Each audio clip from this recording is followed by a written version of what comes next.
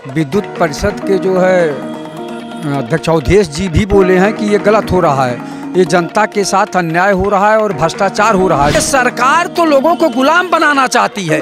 सरकार जो है जितना प्राइवेट करण कर रही है, ये जानबूझ के कर रही है कि कोई नौकरी न रहेगी न मांगेंगे कोई। किसानों को खाद नहीं मिल रही है, बीज नहीं मिल रहा है, पानी नहीं मिल पा रहा है बिजली के अभाव में, उस पर सरकार ध्यान नहीं दे रही। ध्यान किस पे दे रही है? मंदिर मस्जिद पे दे रही। ये सरकार कहाँ लोकतांत्रिक ढंग से चल रही है? आप बताइए, जो चाहती वही कर देती है, यानी मनमाना जैसे तुगलकी फरमान हो गया है। ये औरंगजेबी शासन से भी बदतर शासन चला रहे हैं। सरकार जो है कर्मचारी रखना नहीं चाहती और बेरोजगारी फैलाना चाहती। जब बेरोजगारी फैल जाएगी तो एक दिन जो बांग्लादेश का हालत हुआ है वही भारत का हालत हो जाएगा। उसके कारण है वहाँ की शेख हसीना भी ध्यान नहीं दे रही थी। उत्तर प्रदेश में बिजली निगम को प्राइवेट हाथों में देने की तैयारियां चल रही हैं। इसको लेकर के एक बड़ा असर जो है वो कहीं ना कहीं जनता पर भी पड़ेगा। इसको लेकर के हम बात करेंगे।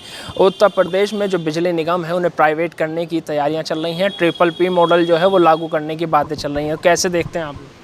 सरकार जनता पे और भार डालना चाहती है और इसका विरोध जो है विद्युत परिषद के जो है अध्यक्ष अवधेश जी भी बोले हैं कि ये गलत हो रहा है, ये जनता के साथ अन्याय हो रहा है और भ्रष्टाचार हो रहा है। चूँकि ये सरकार जो है कमीशन लेके सभी संस्थाएं बेच रही, सरकारी संस्थाएं हैं ये सब, इसको बेचा जा रहा है। ये भारतीय जनता पार्टी की सरकार राम राज्य नहीं है, ये तो समझिए कि जंगल राज्य से भी बदतर होती जा रही है।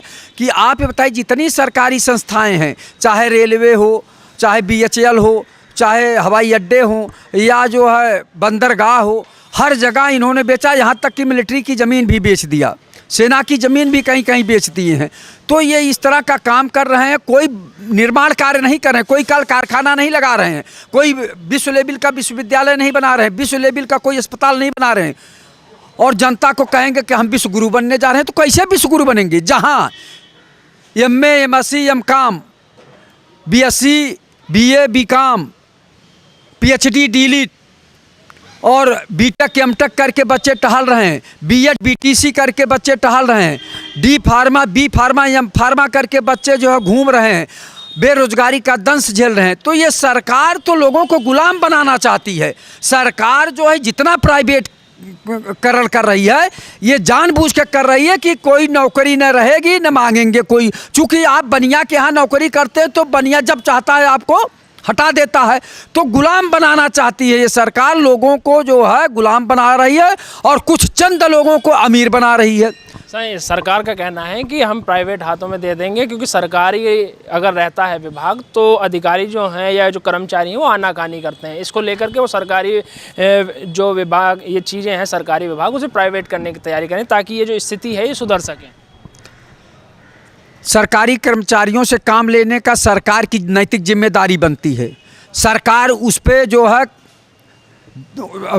एक तरह से निगाह रखे कायदे से और उन पे अनुशासनात्मक कार्रवाई करे, सुधार होगा। कर्मचारियों को सुधार के लिए जो है योजना चलावें और एक तरह से जो है सुपरवाइजर टाइट रखें तो कर्मचारी से काम लिया जा सकता है। लेकिन कर्मचारी से काम न लेके सरकार की विफलता है और वो सरकार जो है विभागों को बेच रही है। आप ये बताइए, बिजली विद्युत निगम जो बता रहे हैं इतना बड़ा विभाग है कि इससे पूरा प्रदेश प्रभावित होगा, लेकिन उस पर नहीं ध्यान दे रहे हैं। किसानों को खाद नहीं मिल रही है, बीज नहीं मिल रहा है, पानी नहीं मिल पा रहा है बिजली के अभाव में, उस पर सरकार ध्यान नहीं दे रही। ध्यान किस पे दे रही है?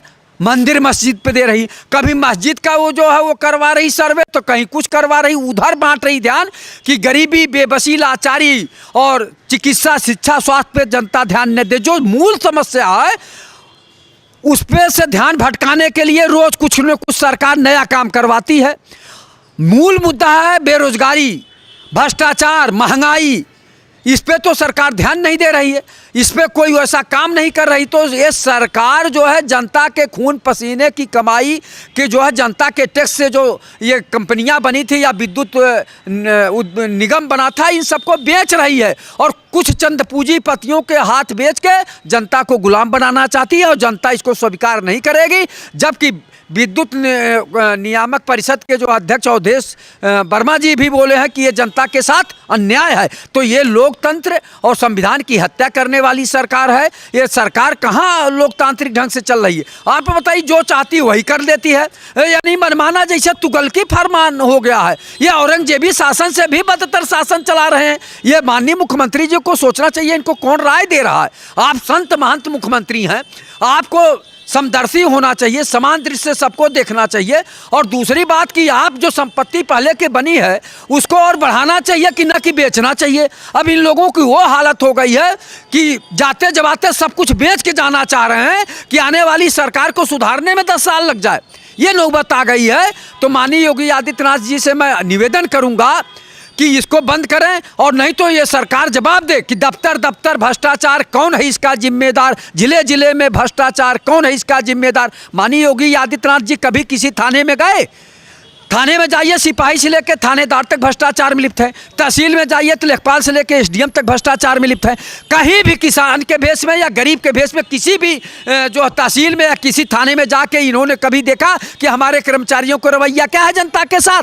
लेकिन नहीं गए। बस केवल बेचने का उपाय कि सरकारी कर्मचारी काम नहीं कर रहे हैं, तो काम नहीं कर रहे हैं तो काम लेने का तरीका सरकार के पास होना चाहिए। काम आप उनसे लीजिए, लेकिन उसका सुपरवाइजर बढ़िया से रखिए और तहकीकात करिए कौन काम कर रहा है कौन नहीं कर रहा। और तमाम बेरोजगार घूम रहे हैं, उसको सस्पेंड करिए, बर्खास्त करिए, दूसरे को नौकरी दीजिए, वहाँ काम करेंगे। नए लड़कों को तरजीह दीजिए। नए लड़के जो बेरोजगार घूम रहे हैं, जो 50 साल तक के नौकरी कर रहे हैं और नहीं काम कर रहे हैं, उनको हटाइए। MSc PhD डिलीट करके बच्चे जो है गरीबी और बेरोजगारी का दंश झेल रहे हैं, उसका जिम्मेदार कौन है? सरकार है। सरकार निकम्मी है। सरकार जो है कर्मचारी रखना नहीं चाहती और बेरोजगारी फैलाना चाहती। जब बेरोजगारी फैल जाएगी तो एक दिन जो बांग्लादेश का हालत हुआ है वही भारत का हालत हो जाएगा। उसके कारण है वहाँ की शेख हसीना भी ध्यान नहीं दे रही थी। वहाँ लोग त्राहिमाम कर रहे थे कि बेरोजगारी बढ़ रही, महंगाई बढ़ रही है, और आप इस पर ध्यान नहीं दे रही। जब नहीं दी तो भारत की जनता बहुत ही सहिष्णु है, बहुत ही संतोषी है। यहाँ प्याज नमक रोटी भी खा लेती है। लेकिन कब तक, कितने दिन तक आप भूखे रह सकते? 1 दिन, 2 दिन, 4 दिन, 6 दिन, 8 दिन, उसके बाद पेट की भूख की ज्वाला भभक जाएगी और मारने पुतारू हो जाएगी। इसलिए माननीय मुख्यमंत्री जी और देश के प्रधानमंत्री जी इस पे ध्यान दे। बेरोजगारी की समस्या सबसे बड़ी समस्या है, पहले इसको समाप्त करें। उससे बड़ी समस्या भ्रष्टाचार है। भ्रष्टाचार ही प्रदेश और देश के लिए अभिशाप है। जितने MLA MP हैं, जितने IAS IPS हैं, जितने PPS और PCS हैं, इनकी संपत्ति का जांच करा लीजिए। बड़े बड़े बंगले लखनऊ में, नोएडा, गाजियाबाद में, नैनीताल में, अब और बड़े बड़े कृषि फार्म कहाँ से आए? इनकी संपत्ति का ब्यौरा भी उत्तर प्रदेश सरकार ने मांगा है। उन्होंने कहा कि जो अपनी संपत्ति का ब्यौरा नहीं देगा उसकी तनख्वाह जो है वो रोक दी जाएगी। तो उनका ब्यौरा भी मुख्यमंत्री ने मांगा है। तो इस क्रम में भी जो योगी सरकार है वो काम कर रही है। काम कर रही, केवल कहती है ना। जितने भ्रष्टाचारी हैं क्यों नहीं दे रहे हैं? और नहीं दे रहे हैं तो सरकार की जिम्मेदारी है। और झूठा शपथ पत्र लगाएंगे। वो किसके नाम जमीन खरीदे हैं? जो फॉर्च्यूनर है किसके नाम खरीदे हैं? क्या उसका जो है जीवन स्तर है फॉर्च्यूनर खरीदने लायक है कि नहीं? और जितने कृषि फार्म में बड़े बड़े खरीदे हैं लोग, और नोएडा, गाजियाबाद, नैनीताल और लखनऊ जैसे और जिले जिले में जो बड़ी बड़ी कोठियां बनाए हैं, तो ये कहाँ से बनाए हैं? इनकी क्यों नहीं जांच करते? उन्हीं के बगल में बैठते हैं, माननीय मुख्यमंत्री जी के बगल में बैठते हैं बड़े बड़े भ्रष्टाचारी, और उनकी क्यों नहीं जांच कराते? माननीय मुख्यमंत्री जी अगर संत महंत हैं तो उन्हें सबसे पहले भ्रष्टाचार को खत्म करना चाहिए। और भ्रष्टाचार जब खत्म करेंगे तो उत्तर प्रदेश विकास के रास्ते पे चला जाएगा। लेकिन नहीं, ये भ्रष्टाचारियों को अगल बगल बैठाए हुए इधर कहते हैं भ्रष्टाचार मुक्त उत्तर प्रदेश, गुंडा मुक्त उत्तर प्रदेश, अपराध मुक्त उत्तर प्रदेश। तो कैसे हो रहा है? बहराइच में हो गया, संभल में हो गया, तो कैसे हो गया? जब आपका मुक्त प्रदेश है, भ्रष्टाचार मुक्त, अपराध मुक्त और गुंडा मुक्त उत्तर प्रदेश है, तो कैसे ये सब घटनाएं घट रही? माननीय मुख्यमंत्री जी केवल बोलते हैं, बड़े बड़े मीडिया पर, बड़े बड़े अखबार में केवल छपता है कि भ्रष्टाचार मुक्त उत्तर प्रदेश। उत्तर प्रदेश में जो है बिजली निगम वो प्राइवेट करने की बातें कही जा रही हैं। जो UPPCL के चेयरमैन हैं आशीष गोयल, उन्होंने कहा कि बिजली विभाग जो है बड़े घाटे में है, तो इसे उभारने के लिए हम लोग इसका निजीकरण कर रहे हैं। ये जनता के हित में वो फैसला कर रहे हैं, उनका कहना है। देखिए लालजी यादव ने जो बहुत कुछ बोल दिया, बहुत साफ साफ, बहुत साफ डिटेल में बात कर दी। अब मैं छोटे में ही बात को ख़त्म कर दूंगा। आप ये बताइए कि उत्तर प्रदेश के अलावा आप और राज्यों में देखो कि बिजली की दर क्या है। ऑलरेडी यहाँ पे दुगनी तिगनी और राज्यों के मुकाबले में है, और आप अगर प्राइवेट सेक्टर में डालते हो तो कहीं ना कहीं आम आदमी की और मुसीबत एक खड़ी हो जाएगी उसके लिए कि उसको पता नहीं अब कितना आगे बिजली का बिल देना पड़ेगा। और ये अभी जैसा कि आपने कहा कि योगी आदित्यनाथ ने कहा है कि जो कर्मचारी हैं बिजली विभाग में संपत्ति का ब्यौरा मांगे, तो मैं पूछना चाहता हूँ बाबा अपना ब्यौरा दोगे, अपने मंत्रियों का ब्यौरा दोगे, अपने विधायकों सांसदों का ब्यौरा दोगे, अपने जो करीबी हैं उनका ब्यौरा दोगे? तो ऐसा ब्यौरा मांगना, आप कौन होते हो ब्यौरा मांगने वाले? डकैत तो सबसे बड़े आप बैठे हो, आप डकैतियाँ खुद कर रहे हो। आपने जिस तरीके से यादव जी ने कहा डकैतियाँ हो रही हैं, मारकाट हो रही है धर्म के नाम पर।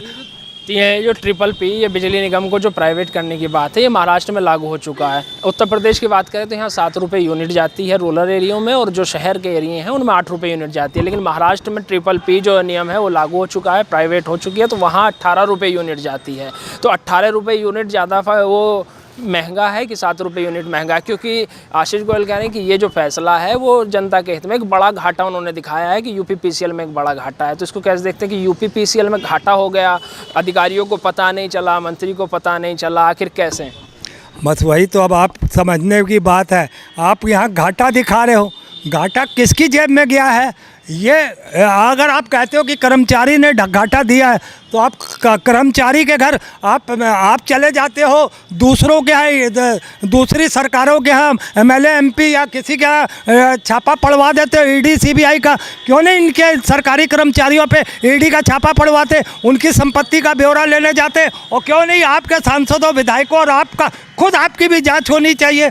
तो कितना आपने मारा हुआ क्यों घाटे में जा रहा है? आप 8 साल से थे, जब आप सरकार चलाने योग्य नहीं थे, तो 8 साल चले, 5 साल पहले, 5 साल के बाद आप कहते थे हम सरकार नहीं चलाएंगे, आप किसी और को मुख्यमंत्री बना पिछली सरकारों में जिस प्रकार की जो बिजली चोरी की समस्याएं आती थी, उन्होंने अब 1912 जो है एकदम अलर्ट मोड पे है, विजिलेंस की टीम छापेमारी कर रही है। तो ये छापेमारी या बिजली चोरी जो है ये रोकने के लिए कहीं ना कहीं ये माना जा रहा है कि जो यूपीपीसीएल है वो प्राइवेट की तरफ बढ़ रहा है। बस सिर्फ एक बात बता दें, सिर्फ घोषणाएं कर दो, अमली जामा कभी किसी चीज़ का नहीं पहनाएंगे, हम वो कर देंगे, हम ये कर देंगे। आप ये देखिएगा कि ये सिर्फ प्राइवेट में देने का मतलब है कि एक अडानी अंबानी, और उत्तर प्रदेश में भी आ रहा, अब किसको ठेका मिलता मुझे नहीं मालूम है, मगर एक अडानी अंबानी की उत्पत्ति हो जाएगी यहाँ उत्तर प्रदेश में, वो बैठ जाएगा, विराजमान हो जाएगा और आपको देगा पैसे, और आप और सरकार दोनों वो सरकार और अडानी अंबानी जैसा कोई व्यक्ति है, अडानी अंबानी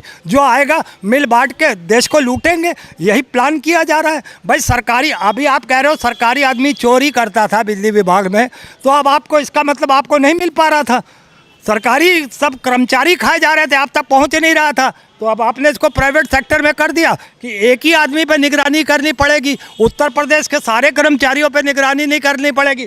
2 चोर मसेरे भाई 2 बैठ जाएंगे और 2 प्रदेश को लूटेंगे, डाका डालेंगे। यही कर रही है ये सरकार 8 साल से, और केंद्र की सरकार भी यही कर रही है। चलिए बहुत बहुत धन्यवाद। तो ये हमने बात की कि उत्तर प्रदेश में जो बिजली निगम है उन्हें प्राइवेट करने की बातें कही जा रही है। खैर बहरहाल ये कितना सफल हो पाता है, क्योंकि उपभोक्ता संघ के अध्यक्ष और उपभोक्ता की जो कमेटी है वो लगातार इसका विरोध कर रही है। उनका कहना है कि हम 1 दिसंबर से विपक्ष के नेताओं से भी मुलाकात करेंगे। बहरहाल ये कितना सफल हो पाता है, और सफल हो पाता भी है तो जनता के लिए कितना फ़ायदेमंद होगा, ये देखने वाली बात होगी। लखनऊ से कैमरा पर्सन नीरज साहू के साथ नावेद माजिद, NTV निष्पक्ष। देश विदेश की ताज़ा खबर पाने के लिए हमारे चैनल NTV निष्पक्ष को सब्सक्राइब करें व बेल आइकन दबाना ना भूलें।